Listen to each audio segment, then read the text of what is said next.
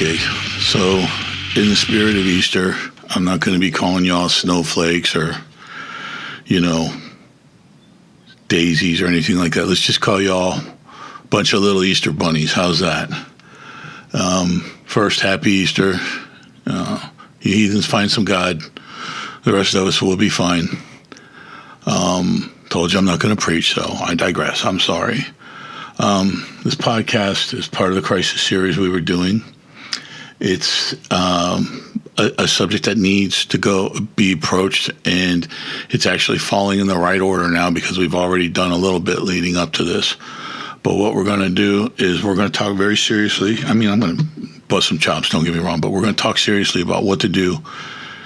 And we're going to say it in a positive note. My coffee cup is half full today, so we're going to do it in a positive note. What to do if the national or regional power grid fails. And before we're just doing a broad scope right now at this moment. It's probably not going to be a national grid failure. I think it's going to be a regional thing. Just based on the numbers and what they're saying and things I can read and excuse me, it looks like it's a probability. Like there's a good chance that it's going to happen. For how long? I have no way of knowing that. That's going to depend a great deal on how much they've prepared.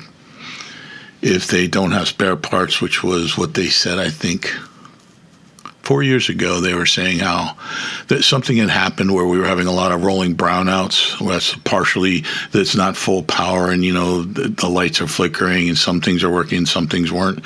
That was down in Florida. But what they said was they're panicking because they don't have enough of a surplus of parts that they can handle like a whole region if it goes down. So they're going to start with areas with larger hospitals and things like that, and then build up and repair things going outwards.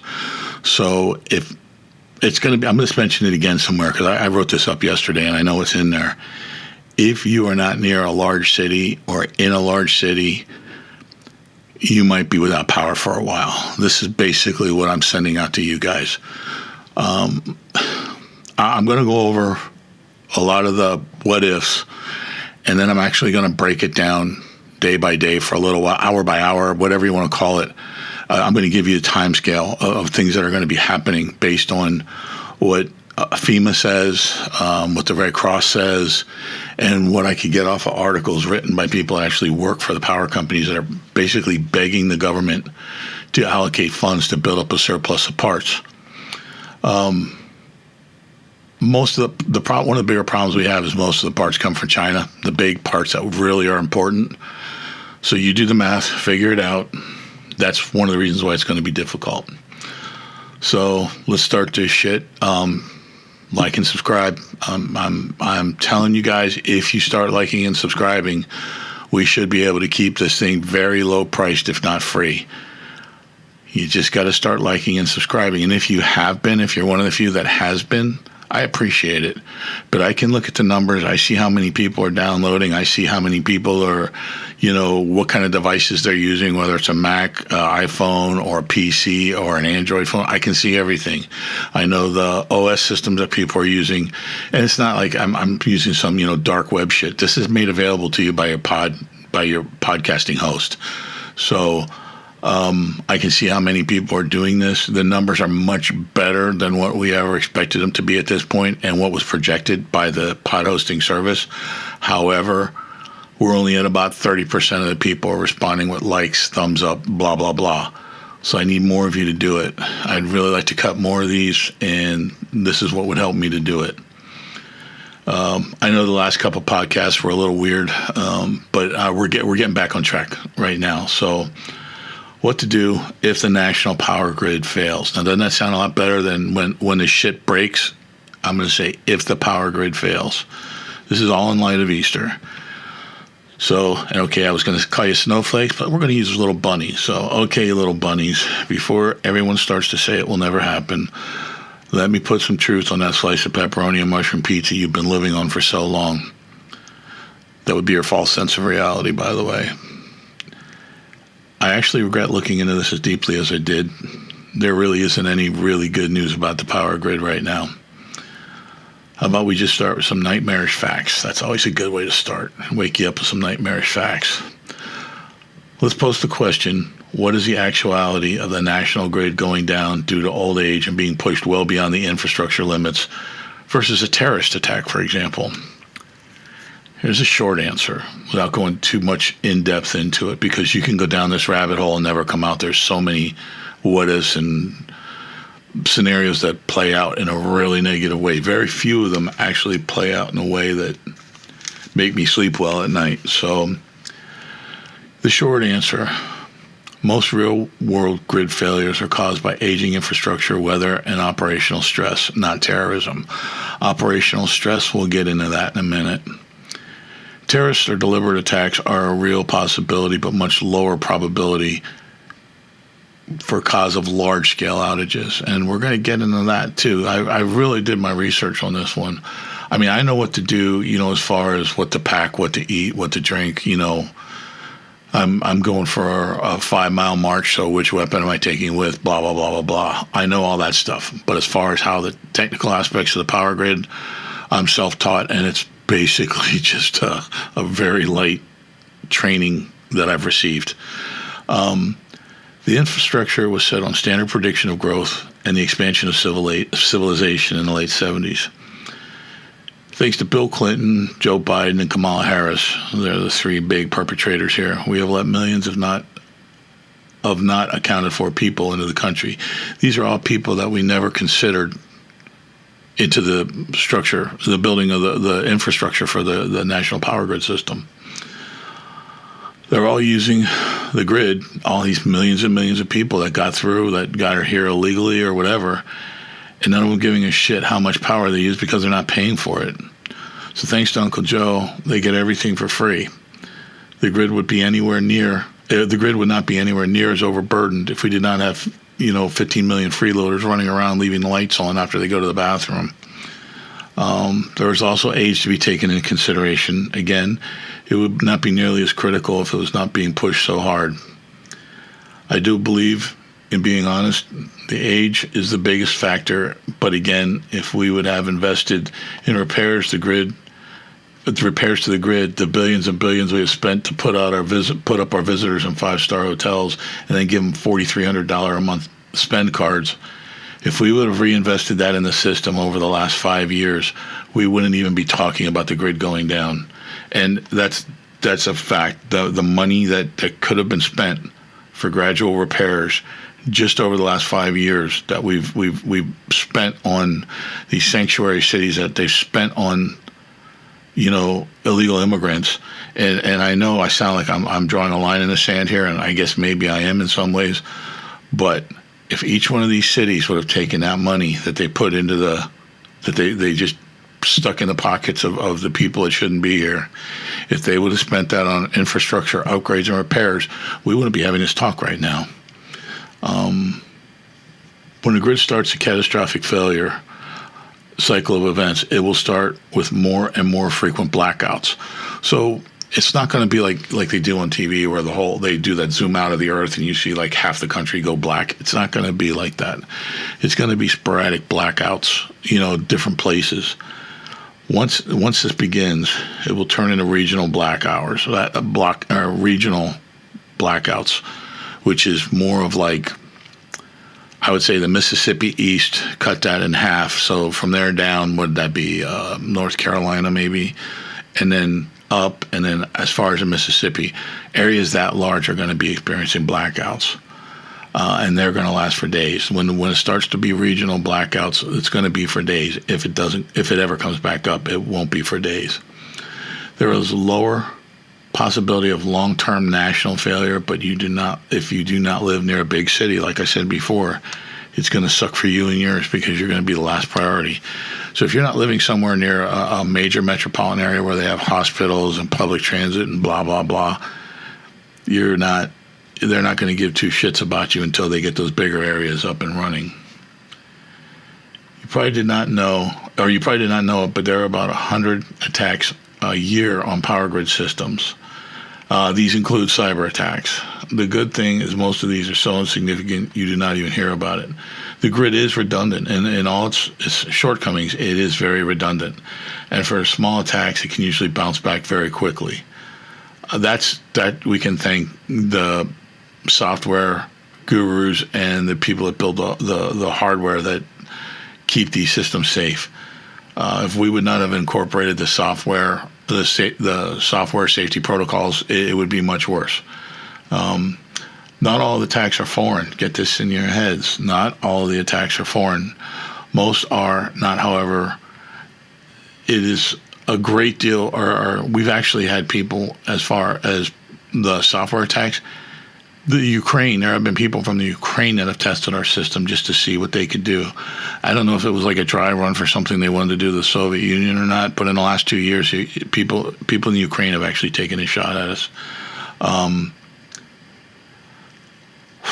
The physical attack, years ago, I would have immediately said it's going to be foreign terrorists. It's going to be foreign terrorists.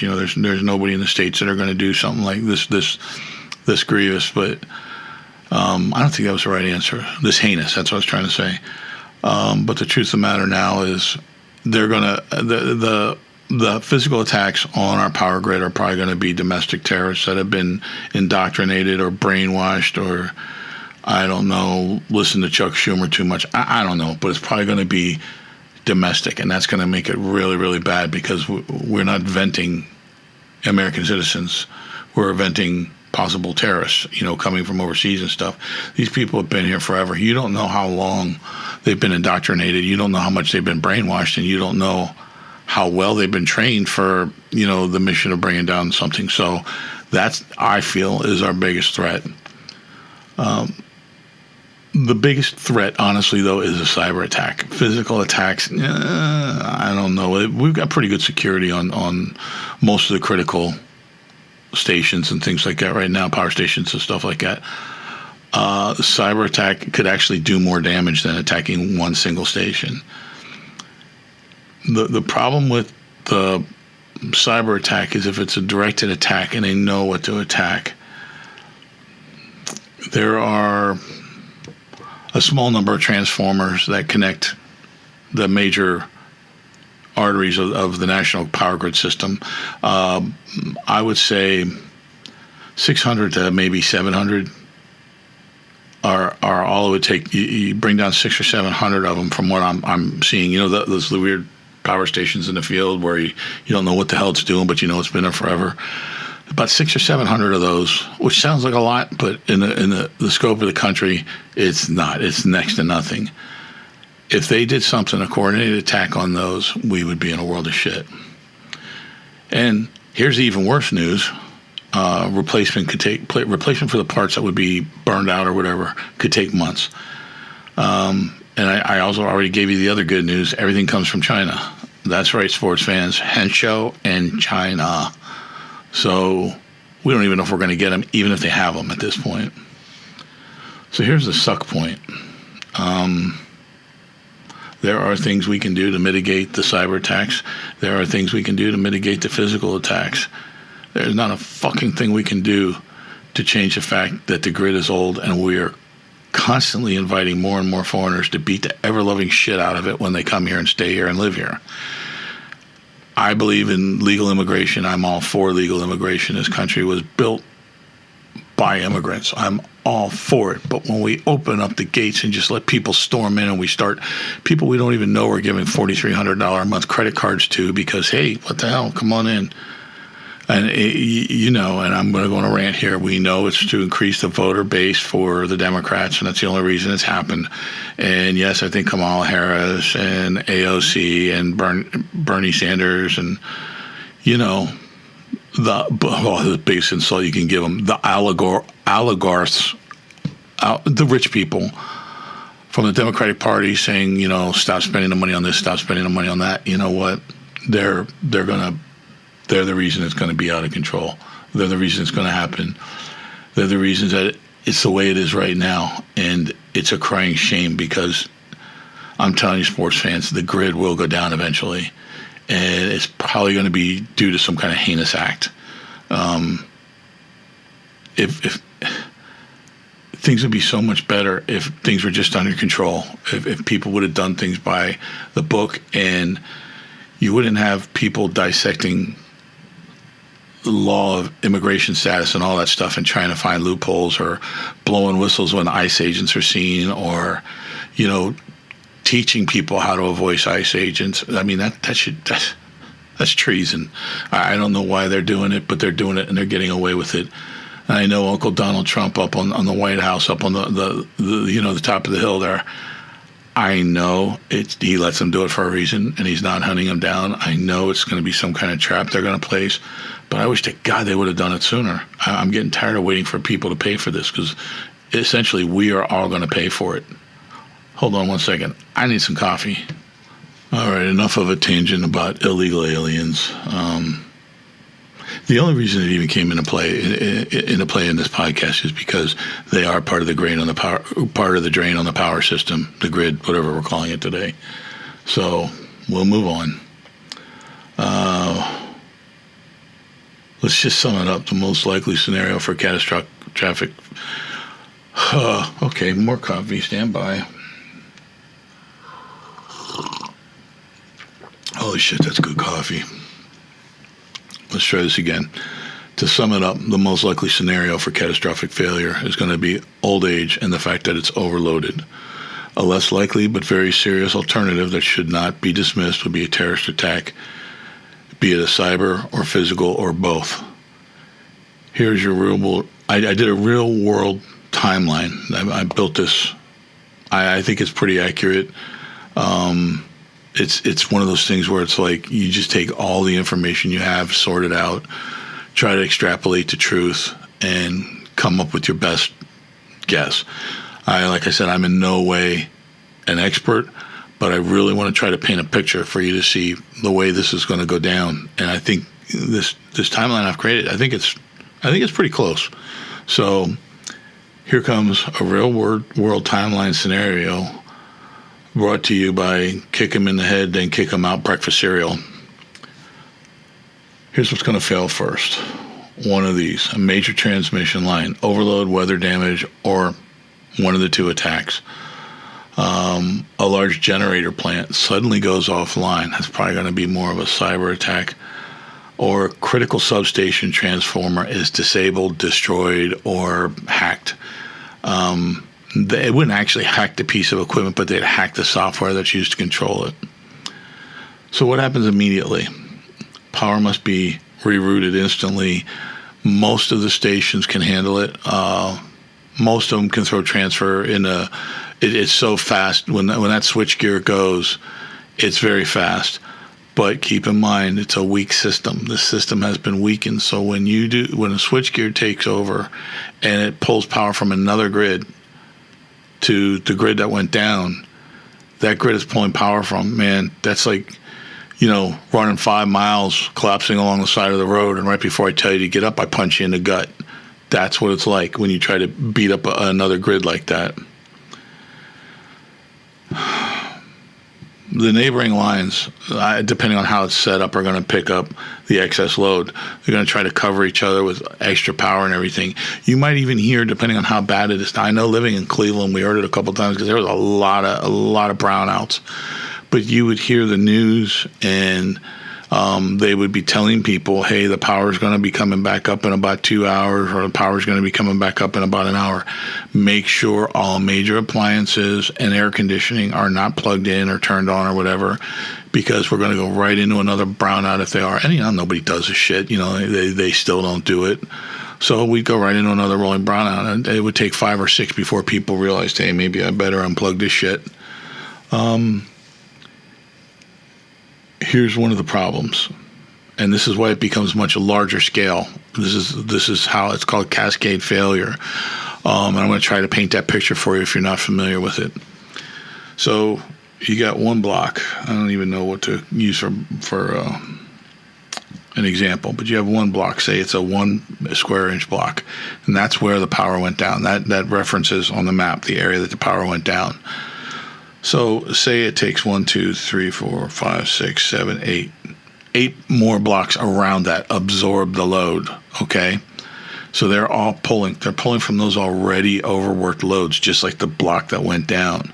But these 8 blocks around it, that they're going to assume some of that power down, so you can turn your air conditioner back on, you little princess. But that's going to absorb some of the load. So something's frickin' dinging again.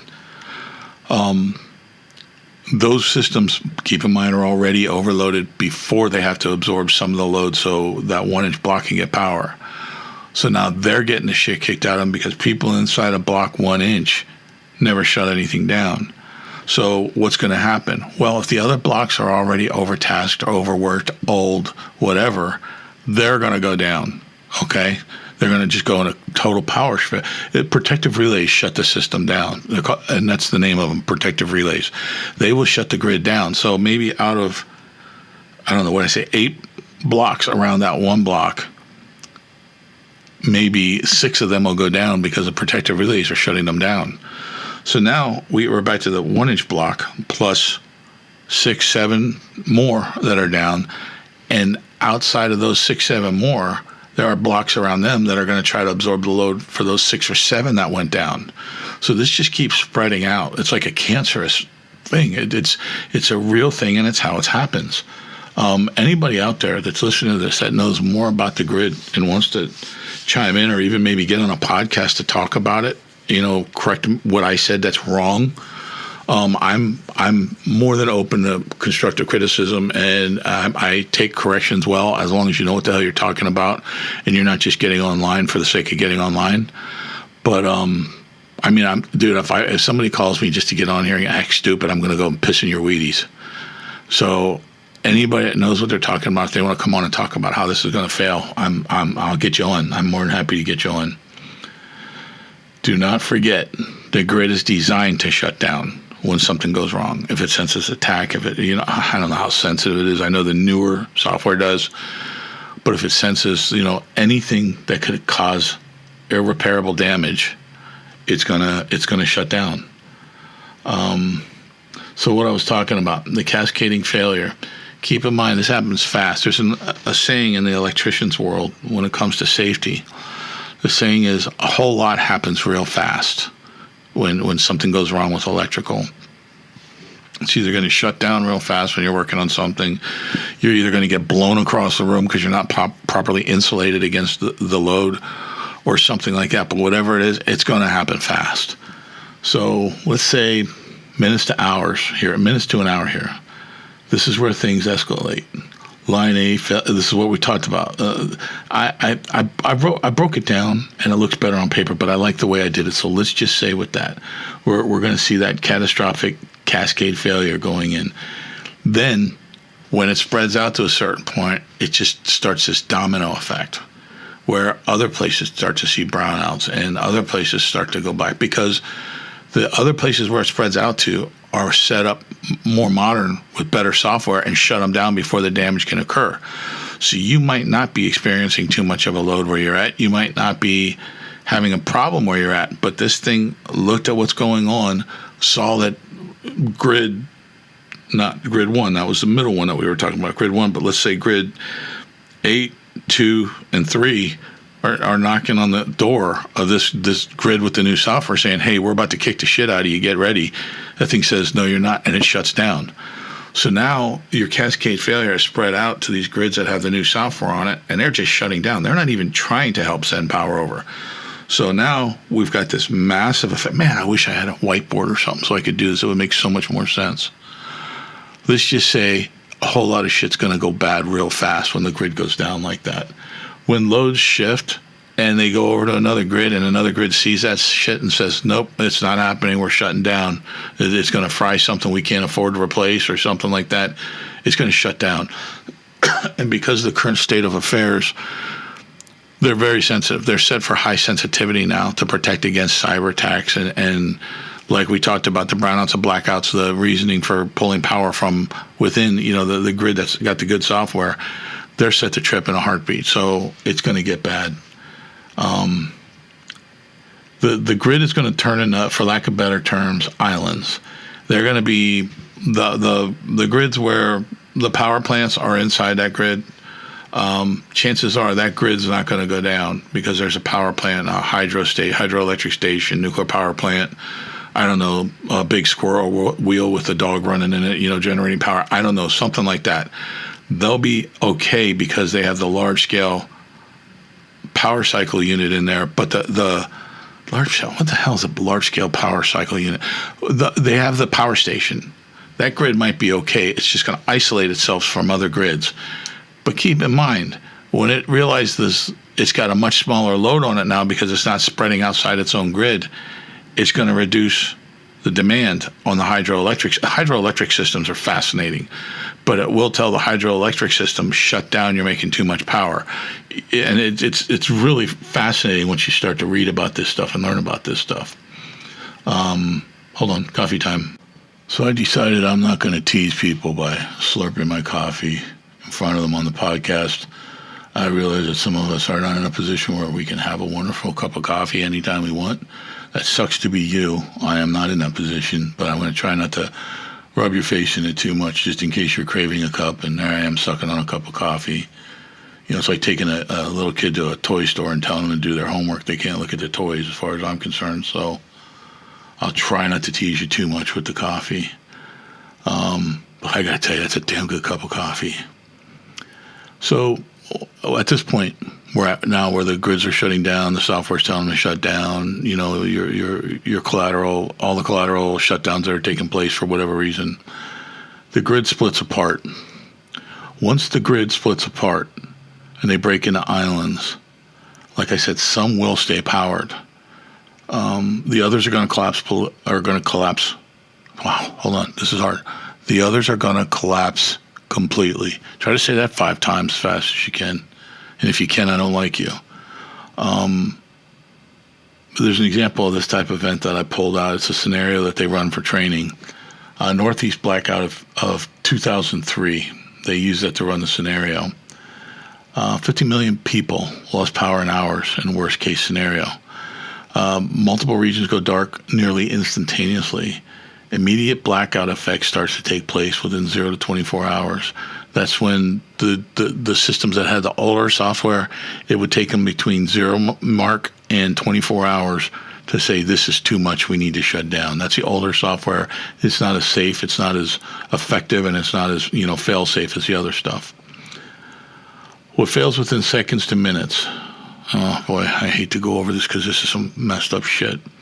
What fails within seconds to minutes, traffic lights, most communication infrastructure, including your cell phone, so you're not going to be able to do your duck face selfies while you're eating a new menu item at the local restaurant, you freaks of nature. The larger scale heating, electric, and cooling units that draw triple phase power in your house, they're going to go before anything. Triple phase, anything triple phase that's drawing a large load is going to cause systems to fall quicker than others. That's why I said they get on the phone or they get on the TV and the news and say, shut your shit down when the power comes back up, bring it up gradually. You're going to notice your water pressure starts to drop. You're going to take 2-3 times as long for your toilet to fill up when you flush it. If you're going to mix up that big jug of Kool-Aid for the kids to shut them the hell up, it's going to take 3 times longer to fill that jug up with water. It's a pain. This shit's going to happen. It's going to happen over time, but it is going to happen. 0 to 24 hours, those are the things that are going to happen. What's going to still work initially? Hospitals. You're going to be driving around a neighborhood that's completely black, and the hospital's going to be lit up because they're on backup generators. Some cell networks, like when you're driving around, you might see, hey, shit, I got 4 bars, and you're talking, and you go over a hill, and it drops again. Some cell relay towers are on backup power. Not many. More now than ever, of course, but not many. You're going to see emergency services still running initially. Fire stations are on power backup. The ambulances and fire engines and all the woo-woos are going to be able to fuel up because most gas stations and civic fuel stations at the civic maintenance depots, they all run on generators. This is one of the reasons why. But everybody got to get it in their heads that they need to be cooperative on the roads, and because the traffic lights are stopping, and nobody really knows who goes first at a four-way intersection when everybody comes to an equal stop. That's one of those great mysteries of the universe, like what came first, the chicken or the egg. And then the second would be, if everybody stops at an intersection at the same time, a four-way intersection, who has the right of way? I'm going to tell you right now, in my book, it's the guy with the biggest truck. So that's who has the right of way. And that's because I have a really big truck.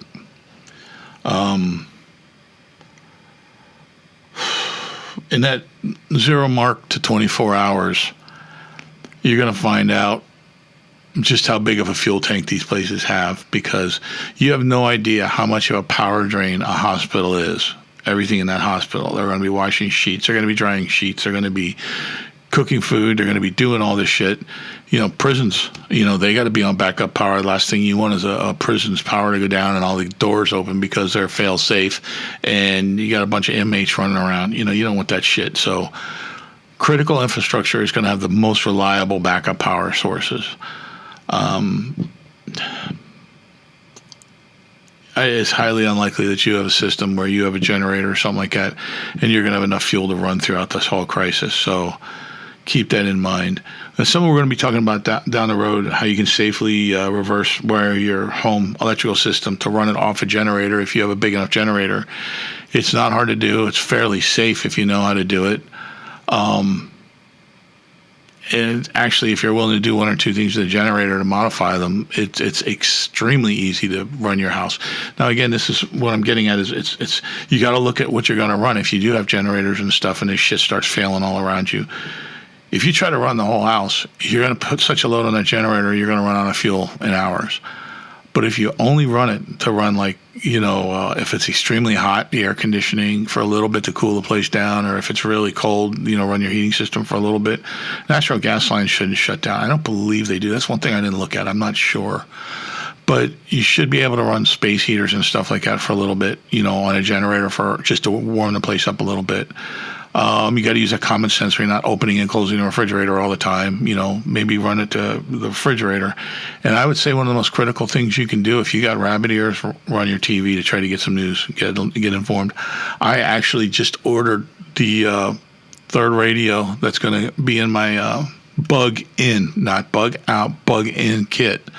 I wanted another radio that does AM, FM, and shortwave, and I got one. I finally got off my cheap boat and got one. So, holy hell, where the hell were we at? All right, phase 4. Now, this is, if I didn't call the other things the phases, they're phases. I hate to use just bullet points because then I get lost a lot easier than what I just did. So I use like phase 3, phase 4, so it's much clearer to read to go down the list. If I didn't say phases before, I apologize. Phase 4 is going to be the stabilization attempt. Oh, man, I talk like the stabilization attempt. This is over 1 to 3 days. This isn't like immediate. You're not like going to say, oh, it'll be back up in minutes. No. Oh, it'll be back up in hours. No. It's taking 1 to 3 days if things are still working and everything's where it should be. To all that software, till the time that all that software gets all reset and they're telling the system it's okay to restart and doing all this bullshit. Man, it's sketchy, okay? But they could do it. Now, grid operators begin Black Start. It's called Black Start Recovery. And what Black Start Recovery is restarting power plants without any external electricity. They use small generators. What do they call that? There's a term for it. They use the smaller generators. They call this. The term is bootstrap. The larger ones. There are challenges though, and nothing is safe in electricity. I don't care what anybody says. A 9-volt battery can kill you. The power plants, because people don't cooperate, and shut things down like they should know to do. They need stable frequency. So if they say, yeah, we think 2/3 of the people shut the power down so we can adjust for that, I guarantee it's not 2/3 of the people. I guarantee you it's not 1/1,000,000th of the people. Everybody leaves their shit on. Nobody shuts it down except for me. Just me. I'm a rock. I'm an island. No, I usually forget. I don't turn everything off. I'm not good. I should be better, but I try to do it, but, whatever. If I fall asleep, I fall asleep. Going back to the power station restarting, the most important thing is the coordinated the restart timing, the coordinated restart timing.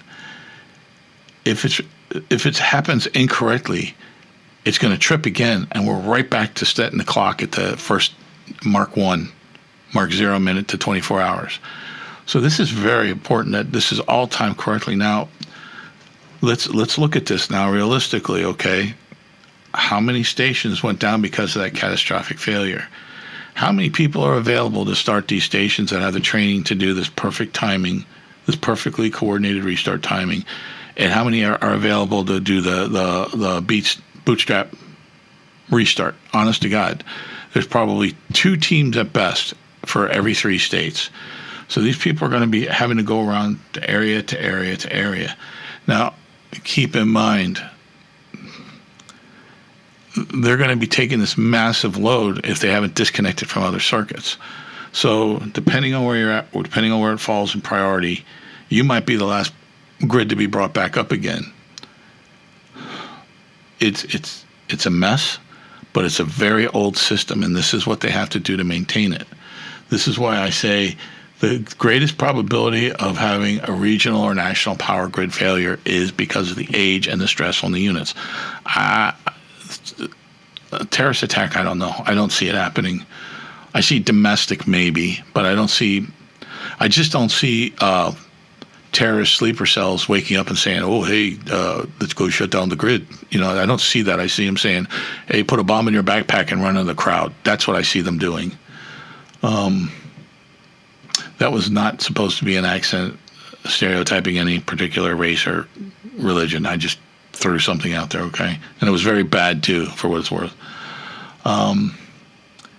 Getting the transformers back out, replacing the transformers that have failed, that have just, the catastrophic failure was too much for them and they went kaput, okay?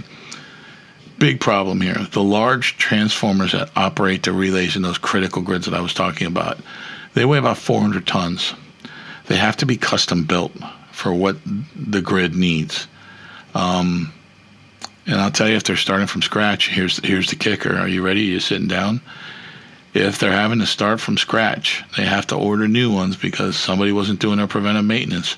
It can take months to even years to get a new transformer. And the funny part is a lot of them get damaged in shipment, so they never even got to run them. They ran their safety checks on them and they say, oh shit, it's not going to work. They'll be doing safety shutdowns as soon as they put power to them. So an entire region, in theory, could seriously be looking at offline long-term situations. Is it possible for them to make relays and transformers that could work in any situation? As far as I know, no. I don't know from what I read and what I tried to teach myself on. There's no such production. They're custom built to what it's needed. So you understand the problem. If they do it today and they start building it today, and let's go on the good side and say it's done in 4 months, and they put it in, and let's say next term, heaven forbid, but next term Democrats take over the White House again, and they open the gates again, and millions of people flood in again, how long do you think it's going to last?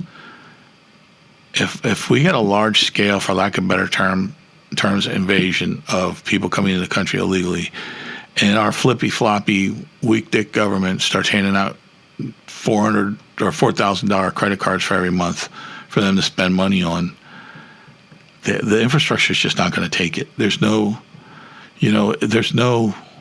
well, we can do this, we can do that, or we'll ask them to turn the lights off when they're done in the bathroom. No, it's not going to work. They're not going to do it. They don't give a shit. They're already taking advantage of us. Maybe they like the light on in the bathroom. I don't know. But your problem is no matter what we do, we're facing catastrophic failure at some point. Again, I'm not trying to be a doomsayer or anything. I'm just trying to be realistic about this. Then you have other problems that fold in, not just that 400-ton unit, not just that it takes so long to get them. Fuel supply logistics. The fuel supply that they're going to need to do a bootstrap startup is ridiculously high. And they're not going to have that on site because they're not going to have that much fuel on site because you have to rotate fuel. You can't let fuel sit for years and years and years and not use it. It doesn't work. You got to rotate it through. So that kind of fuel isn't stored on site. They got to figure out where they're going to get that much diesel fuel that they can. It's not like you run a garden hose and stick it in a 5-gallon tank. They got to. Just trust me, it's a lot of fuel. All right. The workforce communication. Now, this is what I was talking about, where you only have maybe 2 groups of people that are actually trained to do this. Some schmo's going to say, talk me through it over the phone or something, and he's just going to be pushing the pretty buttons that are lighting up on the power relay station panel. If they do it smart, they're going to do it with only the 2 groups. They're going to do it slow, and they're going to do everything deliberately. People are going to be pushing too hard for more power to be restored, blah, blah, blah, and they're going to make mistakes. Workforce coordination is probably the most important thing next to, let's get that thing in there in one piece. Communication will break down. There will be a big breakdown in communication between different power stations and different people. And, it's like if you tell 2 friends and they tell 2 friends and they tell 2 friends, that kind of breakdown in communication. Or better yet, think of it like they do that one where you got a line of like 25 people. And you whisper something in the first person's ear, and they keep whispering it to the next person going down the line until it gets to the last person. Now, the first person, you whispered in their ear, I want to buy a new pair of shoes when I get off of work. The last person out of 25 in line, is when you ask them what was said, they're going to say, he's crawling in the refrigerator to eat his pizza. That's how much communication can break down. Imagine them trying to do that with an extremely sensitive restart. It's just not, there's going to be problems, and it's going to shut down again. And it's this cycle. It goes over and over again. So, yes, it's one station that's going to shut down, but that's going to affect all the stations around it. And then it's going to affect all the stations around that. That's where the regional power failures come in. That's how it happens. You guys are getting some really good training here. I'm filling your head with a lot of good knowledge here. So you better be pressing that like and subscribe bullshit. The societal impact. After 3 to 7 days, food supply chains break. Grocery stores only have so much power in their generators. Trucks aren't rolling. Fuel stations aren't, fueling. And the fuel stations that are working, that are still on generator or are on actual grids at work, could be a day's drive away, 2 days away. So there's going to be a food supply disruption. Hospitals begin to suffer because they're not getting the fuel. You can only take so much fuel. Which hospital do we go to? What's the priority? How much of the hospital do you leave open? Do you only leave the emergency room open? Do you leave emergency and surgery open? Or do we leave the whole damn thing open? It's like powering a super shopping mall. Water's going to be an issue. The water pumps, the stations, not going to work, guys. They're going to shut down with lack of power. You're going to notice more and more and more of a slower trickle of water, and a damn thing you can do about it. Even people with wells, your pumps run on electric. What the hell are you going to do? How are you going to get water? You don't have a straw that long. Trust me. Water's going to be a problem. After 1 to 2 weeks, this is what we're talking about with having trouble. You know what? Screw it. I'm going to drink a cup of coffee, and you got to listen. Or a sip of coffee. Oh, dear God, that's good coffee. Okay. We're at phase 6, by the way. I'm sorry. After 1 to 2 weeks, worst case regions where you're outside, so far outside, nobody gives a shit if you have power or not. The population displacement begins. You're going to get in your car and you're going to go. You've eaten all the food you had stored because you were smart enough to store food for a week or 2, but it's not a infinite amount of food. You're going to consume it, even if you're trying to be careful. You're going to have to leave. You're going to have to go stay somewhere else. And you're going to see that everybody else in your neighborhood was doing the same thing. So you're going to be driving further and further and further away to try to find a place to stay because everything's going to be booked up. Basically, the economic infrastructure, they sell you by where you live, around you, where you normally shop. It comes to a halt. There's nothing that's going to still be selling at that point. The public safety, police, fire department, all this good stuff, they're going to be strained. Their resources are going to be strained because a lot of them are just going to go home to be with their families. If it's that bad, they're going to be calling off and going home to stay with their families. Like I would only stick this out for so long, and then my family comes first. It's just a cold, hard truth. Then we're going to go to phase 7. All right.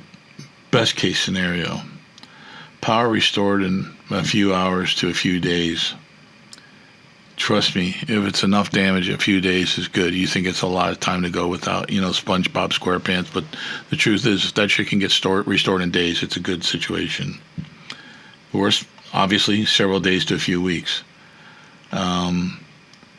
Where the main transformers, when they face a total destruct sequence or a total destruct cycle, where one breaks down and it overloads the others, so they're so bad everything else starts breaking down all over the place, where they got to order those 400-ton units, you're looking at months or more for power restoration. I'm serious. You're looking at a couple months. And it's not like, well, you can just go down to the corner gas station and get some gas. No, you can't. One, even if they were open, card readers aren't working. Do you have that much cash? Most people don't keep cash on hand. Two, they're not going to be working. You're not going to be walking down the road because you've already used all your gas, filling up your gas cans before, and you had to keep going further and further away to where there's still power to run the gas station. So you're using more and more gas. Eventually, you're going to be sitting there, no gas in the car, no gas in your generator. What the hell do you do? And yes, you're still missing SpongeBob at this point. The things that are going to determine how bad it's going to actually get is you got to know how many critical nodes fail. A few is definitely manageable. They can do stuff. They can move stuff around. They can borrow power from another grid without actually pulling that hard that it's going to shut that grid down as well. Many simultaneous failures. You're going to have a cascading collapse. We talked about that. And it's going to start branching out and branching out. If the transformer damage is simple, it's a simple shutdown. Again, days to maybe a week. Severe, it's not reversible. It's a long-term outage. That's why when they say turn everything off, you really should turn everything off before they try to restart everything. If the grid shut down like it's supposed to, it probably didn't damage that much equipment, but you're going to severely damage the power grid if you leave all that shit on. If everybody has their air conditioning going full tilt and that comes back on, it's going to shut down again right away. We saw this time and time again in Cleveland. People are stupid. Your national grid is set in 3. It's funny. Everyone says how big Texas is.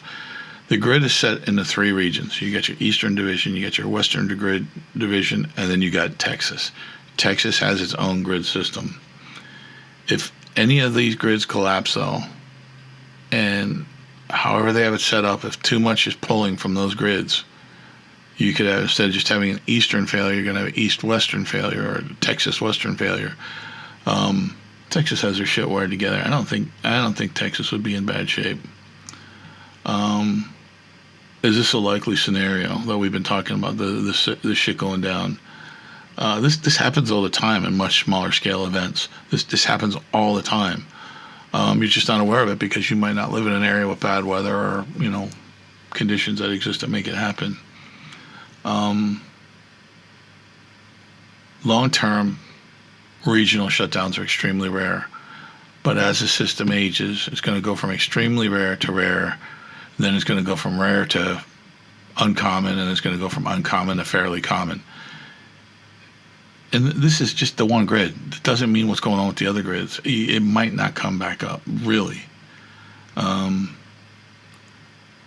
most realistic bad scenarios would be a multi-state blackout lasting more than a couple of weeks. Not nationwide, but highly disruptive incidents across the entire region that you're living in. The bottom line, a true worst case, try it again. A true worst case grid failure isn't instant. It breaks down over a matter of either minutes, hours, or days. It can be a total breakdown. It doesn't have to be an isolated incident. That whole region could go. And to me, the scary part, I like answers. It could be permanent. No one's going to be able to give you an answer at the moment it happens or the first week it happens if it's still down. no one's going to have an answer, and chances are it's not going to be good news.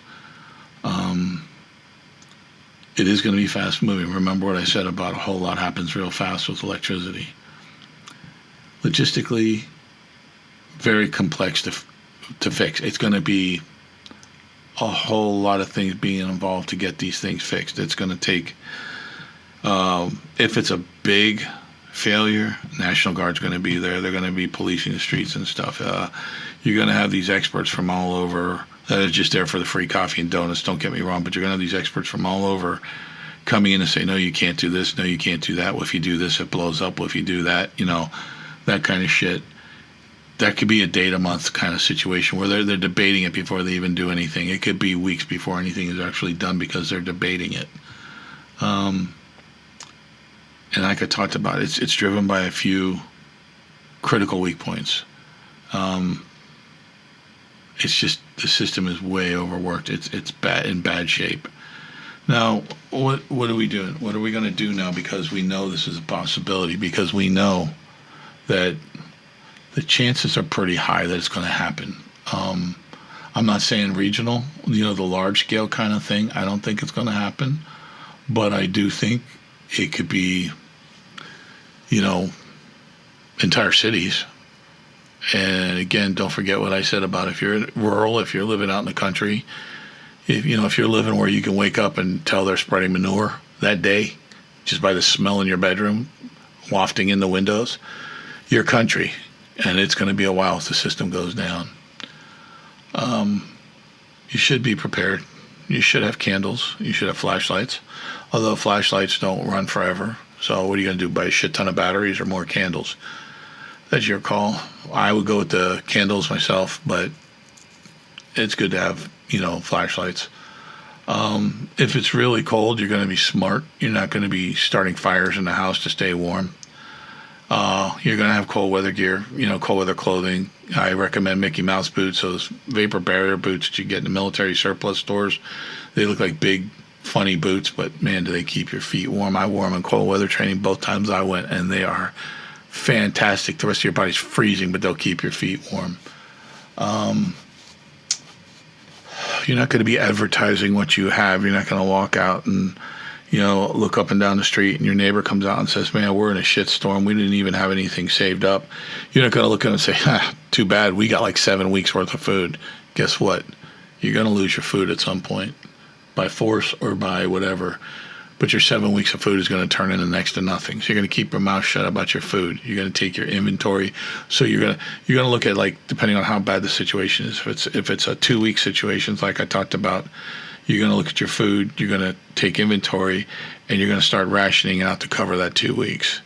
You're going to take control of the situation. You're not going to lose your head. You're not going to spaz out. You're not going to go, running down the street screaming, we're all dead, we're all dead. You're going to do the right thing. You're going to take the necessary precautions and necessary steps. This is a good time why I tell people you should always have at least a month of critical maintenance medication and things like that. I will tell you right now, my biggest recommendation is if you have somebody doing kidney dialysis or something like that, get the fuck out of town and go somewhere where they have power. Go far away where it won't be affected by your power thing. Those people that need that kidney dialysis need that kidney dialysis. Those systems that run at those dialysis centers are only going to last for so long.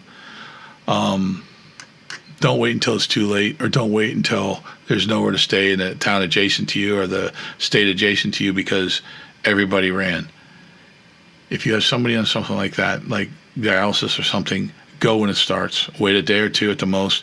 And if you're hearing from resources, the government resources that this could take a month, get out right there. Don't wait. You're responsible. Yes, I know nobody ever thinks of that shit. I think about it all the time. I'm constantly running scenarios in my head. I'm looking at my gear and what I have, and I am set up in the house for both cold weather and hot weather situations. We could probably use some more food, and I know we could probably use some more water. I like to have way more than what you need. I'd rather be looking at it than looking for it, that kind of thing. But I think we're pretty ready here. If you want to run your inventory down, send me an email, tell me how long, You want to know if it'll last for. I have all kinds of spreadsheets and calculators here that I use that, people have been generous enough to create. And I think one of them is from FEMA, actually. But the other thing, the last thing I'm going to say, is if you're gearing up for this, if you're doing food and water storage and, you're starting to realize, shit, maybe we really should be preparing more. And you're taking all this into consideration. You're thinking about the elderly. You're thinking about the handicapped. You're thinking about people in dialysis. Don't forget about your fucking pets. I see this. I hear this. We let Rusty out on the road to figure he'd have a better chance hunting on his own in the woods than starving to death with us. No, bullshit. You share your food with your dog if you have to, but dogs, cats, birds, whatever the hell you got, have enough food for them also. You're a horribly, horribly inconsiderate person. To me, that's a form of animal abuse. So the things you need to do, you need to make sure you got food. You need to make sure, depending on how rural you are, that should dictate how much food you have. You need to have water. Same thing, same situation. You need to have food for your pets. Do not overlook your pets, okay? And don't forget, if you have to break into your food storage to feed your pets, if it's a big-ass Rottweiler or something, you want to keep that dog healthy, you just cut your food supply in half, okay? So dialysis people, all this stuff, you're set.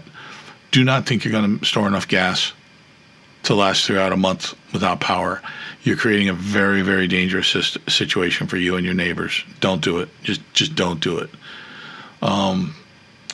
If you have underground propane tanks to run a generator, you're smarter than most of us. But make sure they're pretty much tapped off. Don't, especially going in a situation like this.